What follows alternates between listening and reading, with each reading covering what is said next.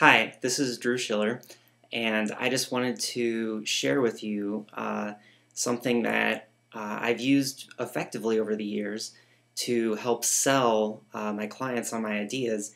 And really, actually, I just used it this morning, and I wanted to give you an example of what happened. So, I had a client meeting this morning, big proposal, a marketing plan that I've been working on for a couple weeks now, and so I was meeting with the big boss and the marketing director today to go over the plan.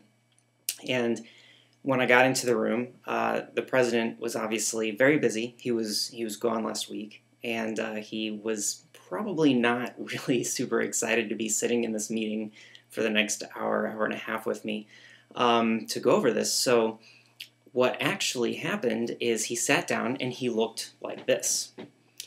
And this is very bad body language for anybody who is trying to sell something, because this is pretty much, I'm closed off to your ideas and I'm not interested in what you're telling me. And so recognizing this, before I started my presentation, I was sitting actually across from him, which is not ideal, but I was sitting across from him, and so recognizing his body position, I decided to use a technique that I refer to it as mirroring. Effectively, what I did was I also sat back in my chair, and rather than cross my arms like this, because that would be a direct mirror of what he did, I actually just put my hands together like this, which basically shows him that I'm in the same position, the same state that he is in. So as we were talking, I was carrying the conversation and interacting with him a little bit, and very slowly and subtly, I opened my arms like this and put them on the sides of my chair. And sure enough, within about 10 to 15 seconds, he followed suit, and he also opened up his arms. And then what I did was, which is opening up your arms, that's more of an open position. They're open to listening to what you have to say. And then what I did was I actually leaned forward, but I kept my arms open on the table. And literally within about 10 to 15 seconds, he leaned forward and placed his hands on the table, which is very much like, I'm interested in what you're saying, and I'm actively engaged. And that was the point that I chose to start my presentation, because I had moved him from the body language of being closed and disinterested and really, only kind of more internal and self-absorbed, to being open to what I was saying and actively engaged in what I was about to present. Now, when I actually gave the presentation, I stood up and I was writing stuff down on a marker board, actually.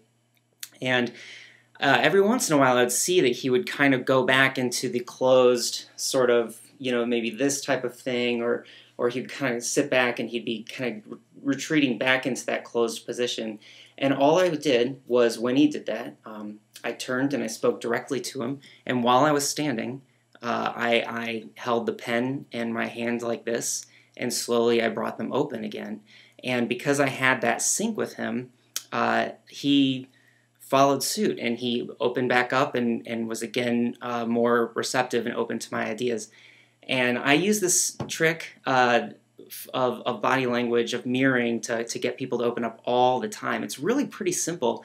For example, if you have somebody who's nervous, who's like nervously excited, and they always like tap their foot all the time, and you kind of want them to calm down and be very very calm and receptive to your ideas, rather than sort of nervous and thinking, boy, I got to get out of here.